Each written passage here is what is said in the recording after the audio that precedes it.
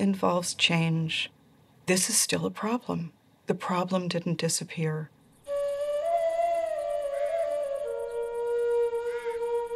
It wasn't long before the ascetics who had been Siddhartha's companions found him eating and turned away in disgust. Siddhartha loves luxury, they said. He has forsaken his spiritual practice. He has become extravagant. But the man who will become the Buddha realizes that extreme deprivation isn't the way to go. We can live as normal human beings. We can eat and drink. And in fact, we kind of need to eat and drink and be normal human beings in order to break through, in order to attain the kind of realization that he was looking for.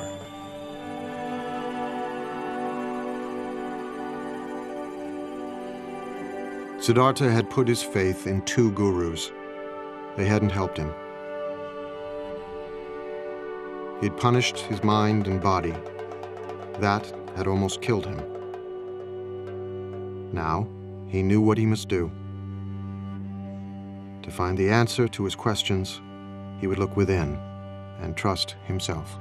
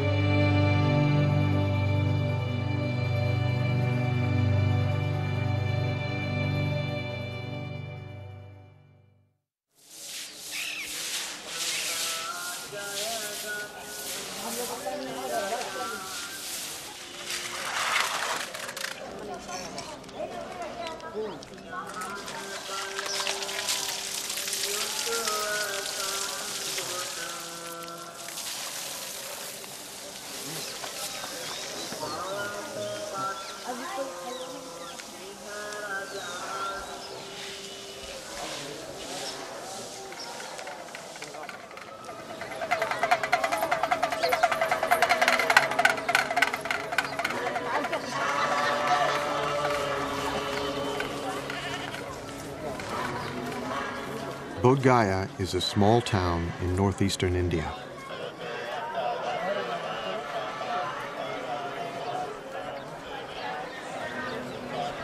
Throngs of pilgrims have come here from all over the world for more than 16 centuries.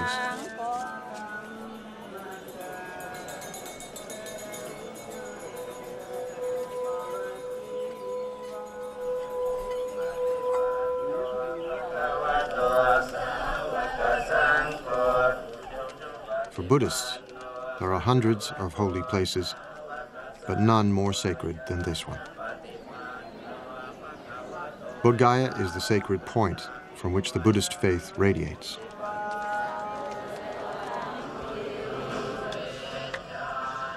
Some pilgrims travel great distances, reciting prayers and prostrating themselves every step of the way.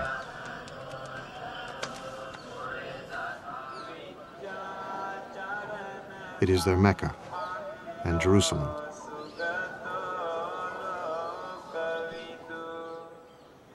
Their Holy of Holies is not the imposing temple beside them, but a simple fig tree, Ficus religiosa, the Bodhi tree. The tree, it is said, is descended from the Buddha's time.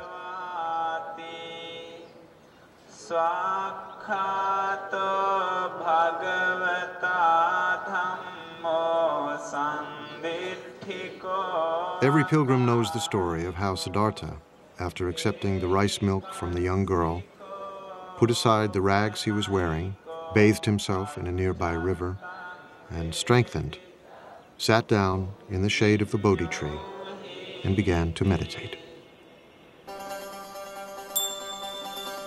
It was springtime. The moon was full.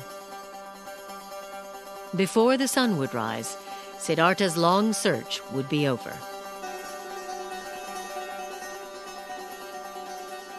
He sat down under a Bodhi tree in the shelter of the natural world in all of its beauty and fullness.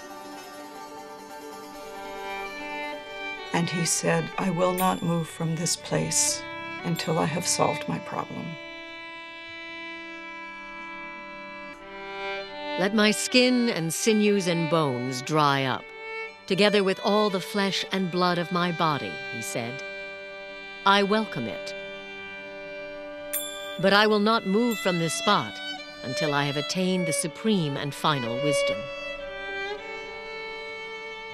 All at once, Mara, Lord of Desire, rose to challenge him.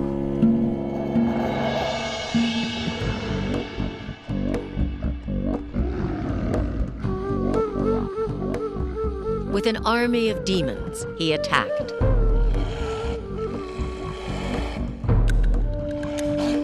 Siddhartha did not move, and their weapons turned into flowers.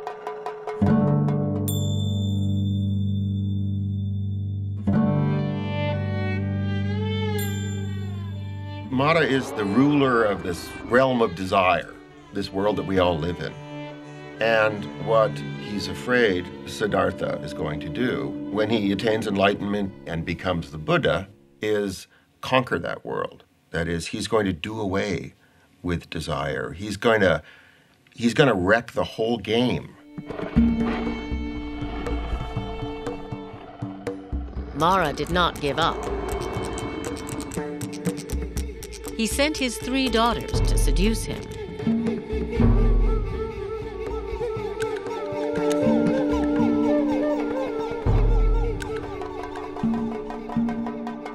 Siddhartha remained still. When he faces Mara, he faces himself and his own destructive capacity. But he's not the warrior trying to do battle with those qualities. He's discovered his own capacity for equanimity. He has become like, the top of the great Himalayan mountains, The weather is passing over him, storms are raging around him, and he sits like the top of the mountain, impassive, not in a trance state, totally aware of everything. So he frustrates Mara. Siddhartha resisted every temptation Mara could devise. The Lord of Desire had one final test.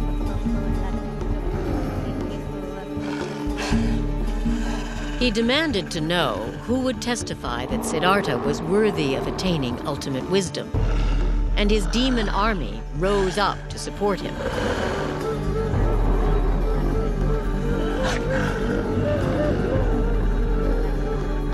Siddhartha said nothing. He reached down and touched the ground, and the earth shuddered.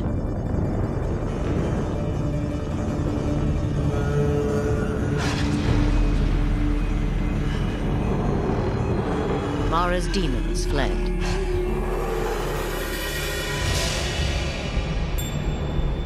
The Buddha reaches down and with his finger touches the earth. He says, "The earth is my witness." He said, "Mara, you are not the earth. The earth is right here, beneath my finger." And the earth is what we're talking about.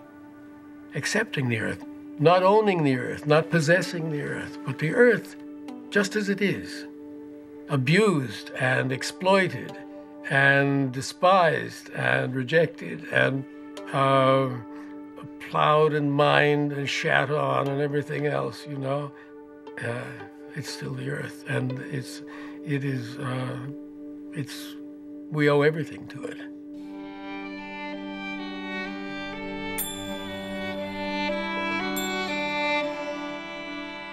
Siddhartha meditated throughout the night, and all his former lives passed before him.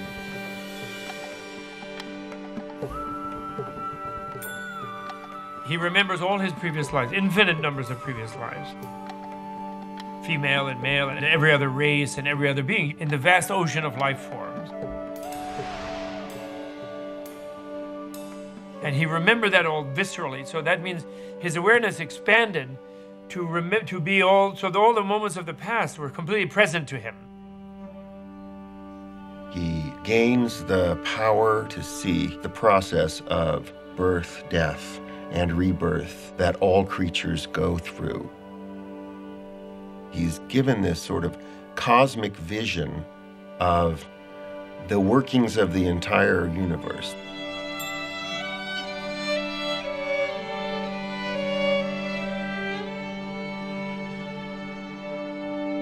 As the morning star appeared, he roared like a lion. My mind, he said, is at peace. The heavens shook, and the Bodhi tree rained down flowers. He had become the awakened one, the Buddha.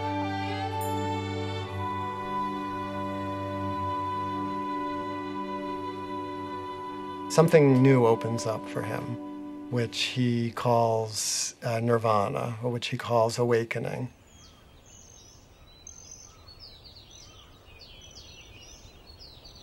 He said, "At this moment, all beings and I awaken together." So it was not just him, it was all the universe. He touched the earth, as earth is my witness. Seeing this morning star, all things and I awaken together. It's not like entering a new state. It's uncovering or surrendering to the reality that has always been there. He realized he'd always been in nirvana, that nirvana was always the case. Your reality itself is nirvana. It's the unreality, it's your ignorance that makes you think you're this self-centered, separate being trying to fight off an overwhelming universe and failing. You are that universe. You're already enlightened. He's saying the capacity for enlightenment, that your awakeness already exists within you.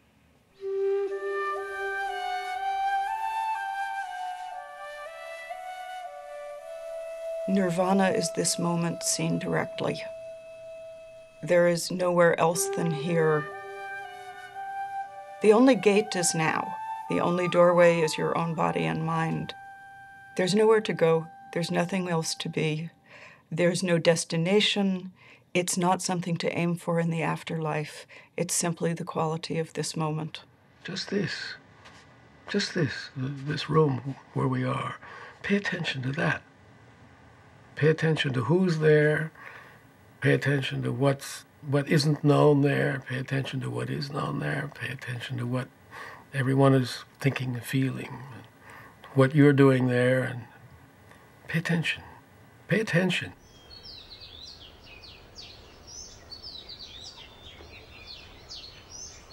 For weeks, the Buddha remained near the Bodhi tree, peaceful and serene. He was tempted to retire into a profound solitude instead of trying to teach others what it had taken him 6 long years to discover for himself. He wants to stay there. He's very happy. He doesn't want to go out. He says to himself, no one is going to understand this. You know, people are going to think I'm crazy. They're going to think I'm nuts. Buddha saw the nature of the people. Envy and jealousy and strong negative mental states. All the people in the world, they are like the fishes wriggling in the very shallow water. So Buddha, he himself, afraid to teach the people.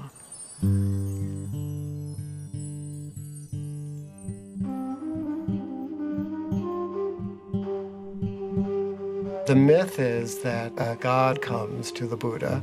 Brahma comes on his knees and says, please, we need you. Why don't you try talking about what you just understood? Because the world needs it. The gods need it and the men need it, you know? People need it. And then Buddha decided to give his teachings.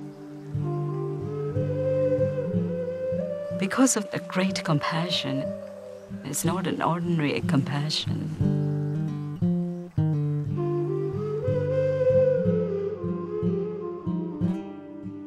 When you feel the feelings of others, you automatically don't want them to feel bad. You feel the feeling of your hand, you don't put it in the oven. I mean, you're not being compassionate.